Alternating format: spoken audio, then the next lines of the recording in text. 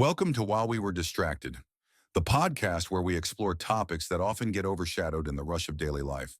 We are starting today with what is, well, a genuinely bewildering legal puzzle. It really is. Picture this. The highest court in the land, the U.S. Supreme Court, is right now deciding a massive constitutional question about tariffs. A huge one. And at the very same time, one of the country's biggest retailers, Costco, is suing the U.S. government over those exact same tariffs. Why?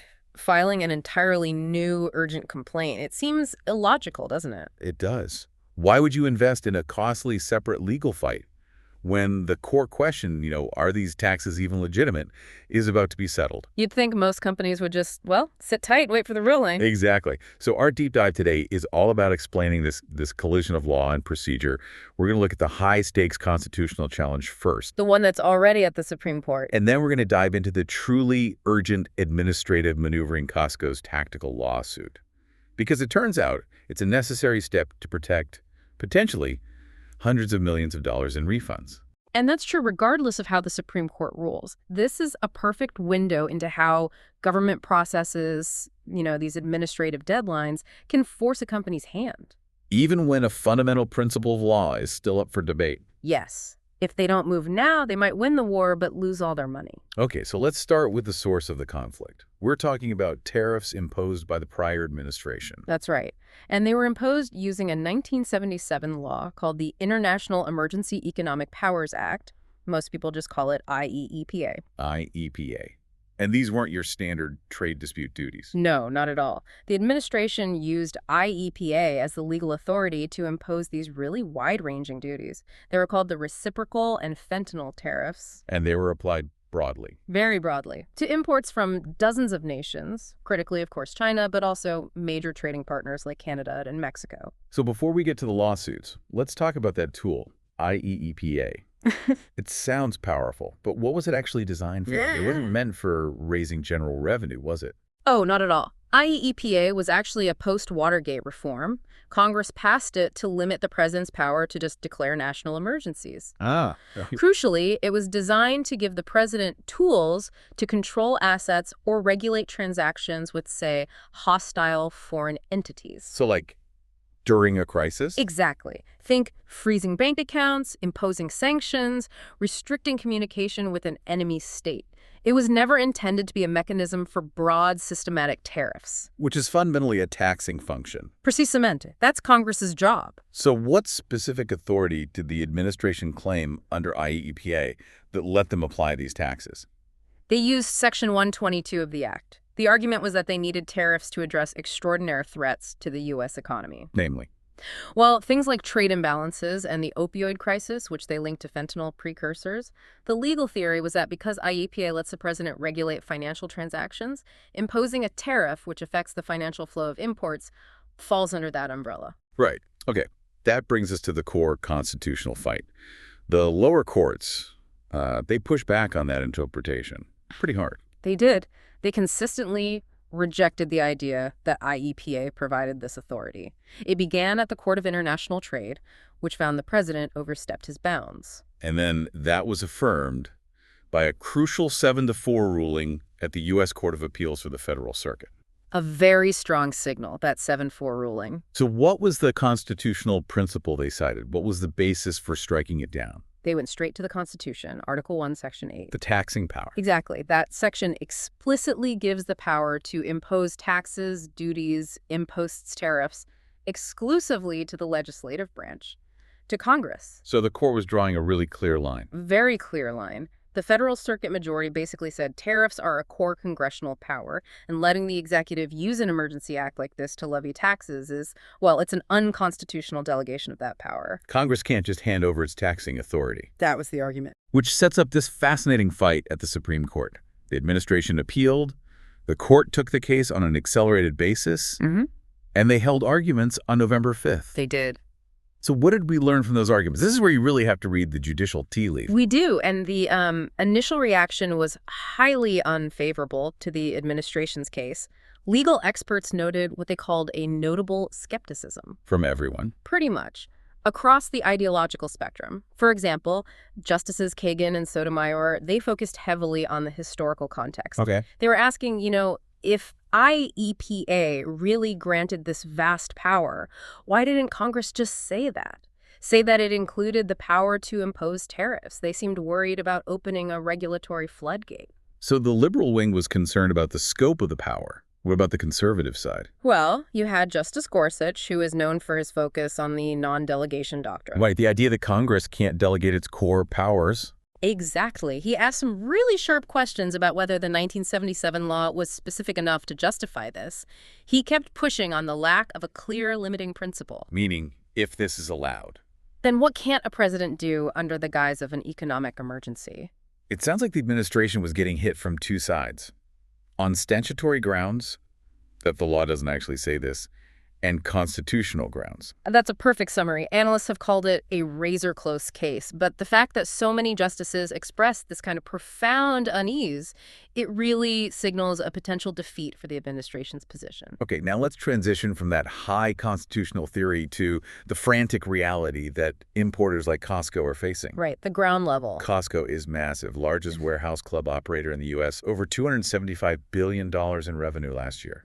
Their exposure to these duties is just enormous. Huge. So why can't they just wait for the Supreme Court to hand down what seems like a likely ruling in a few months? Because of a really harsh reality about administrative law. Costco's lawsuit, the one they just filed, explains the problem clearly. It says that even if the Supreme Court rules that the IEPA duties were unlawful, importers are not automatically guaranteed a refund. Wait, I need to stop you there. If the highest court in the country says a tax was illegal, you still have to sue the government specifically to get that money back. It seems fundamentally unfair, I know, but it's procedural necessity. Wow. The government's refund process is tied to these very specific administrative deadlines and actions taken by the importer. If Costco just waited, the legal window to secure their claim for that refund, what's called judicial relief, it would close. So they need their own separate judgment. The Supreme Court ruling isn't enough. The Supreme Court ruling itself won't automatically trigger the refund. That's the key. This brings us to the incredibly technical term that is forcing Costco's hand right now. Yeah. Liquidation. Yes. What is that, and why is December 15th suddenly the most important date on the calendar? Okay, so think of liquidation as the final tax audit, but for imported goods. When goods come into the U.S., the importer pays an estimated duty. Liquidation is when U.S. Customs, the CBP, makes the final computation and settlement of those tariffs. So it's when the books are officially closed on that shipment. Exactly. Once an entry is liquidated, the government's claim to that money is finalized. And Costco is trying to pause that final settlement process. They filed a formal request with CBP to extend the December 15th deadline for this final liquidation. It made sense, Let's just hold off until the Supreme Court rules. But CBP denied the request. They denied it, and that denial is the trigger for this new lawsuit. Why is that finalization so threatening to Costco's ability to get the money back later? It's a technical detail that the lawsuit specifically flags. Importers generally have 6 months to file a protest contesting a liquidation. Okay. But, and this is the critical part, Costco's complaint notes that not all liquidations are protestable. So if the government liquidates these specific IEPA duties and those payments are deemed non-protestable, Costco loses its administrative path to fight for the refund. The judicial remedy becomes vastly more complex, maybe even impossible. So this is purely a defensive move. They're using this lawsuit to freeze the administrative clock. It's an insurance policy. Absolutely. It's a classic case of legal procedure having to move faster than legal principle. If they can halt the liquidation, they preserve their ability to collect hundreds of millions of dollars if, or, when the Supreme Court rules in their favor. It's also worth noting that while their lawyers are doing this, Costco has also been adjusting its actual operations, right? That's right. They're tackling this on 3 fronts: legal, financial, and operational. And the operational moves. They've been strategically adjusting their supply chain, reducing some overseas suppliers, increasing local sourcing where they can, and really leaning on their in-house Kirkland brand to mitigate that tariff exposure. They aren't just sitting around waiting for the government to solve it. Not at all. And this procedural panic, it's not just Costco. Who else is in this fight? It sounds like a systemic issue. It is entirely systemic. Costco is just the biggest name, but dozens of companies have filed similar lawsuits to protect their refund rights. Like who? Oh, major players across industries. You've got Bumblebee Foods, Ray-Ban's parent company EssilorLuxottica, Kawasaki Motors, Revlon, Yokohama Tire. Wow. They all face the exact same administrative time bomb. That scale really emphasizes the financial stakes here, which are, well, they're staggering. The administration itself warned about the fallout. The word they used was enormous. Enormous. If the Supreme Court affirms the Federal Circuit's finding, the government could be on the hook to refund hundreds of millions, possibly over $1 billion, collected under what would then be unlawful authority.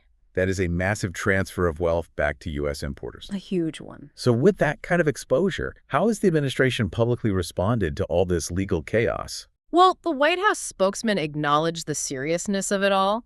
They said they look forward to the Supreme Court's speedy and proper resolution. Which sort of indicates they know the courts are the only path forward now. It does. They're defending their position in court, but they're also acutely aware of the huge financial hole the Treasury could be facing. And as we look toward that resolution, you mentioned earlier that even a defeat for the administration might not be a clean ruling. How could that complicate things? It raises real concerns about stability down the road. You know, if the court rules against the president, but they can't agree on why. A split rationale. Exactly. Maybe 4 justices say it's unconstitutional delegation, and 5 say it just violates the IEPA statute itself. That creates a much weaker precedent. Which leaves the door open for future administrations. That's what legal experts worry about. It could allow future presidents to try slightly different applications of emergency power laws, and we end up right back here with all this legal uncertainty. Which brings us back full circle. I think the key takeaway from this deep dive is just how a pending fundamental constitutional decision is being completely outpaced by this immediate complex administrative action. It's all because of these unyielding government deadlines, like the one for liquidation. It really reveals that the power given to Congress by the Constitution is only as useful as the mechanisms to enforce it. That's a great way to put it.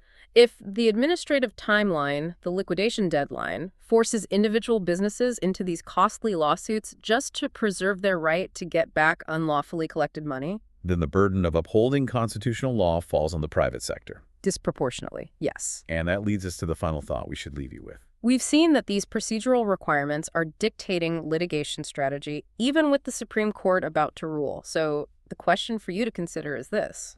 If the Constitution clearly gives the power of tariffs exclusively to Congress, does the administrative requirement that businesses have to sue individually to get their money back? Does that place an unfair burden on commerce? Does it force proactive litigation and expense simply because the government's deadlines won't wait for constitutional resolution? A really profound point on where legal theory crashes into the harsh realities of commerce. Thank you for helping us navigate all of this, the constitutional clarity and the administrative chaos. Always a pleasure. This is one of those cases where the paperwork is truly more intimidating than the principle. Don't forget to like and subscribe for the next episode on While We Were Distracted.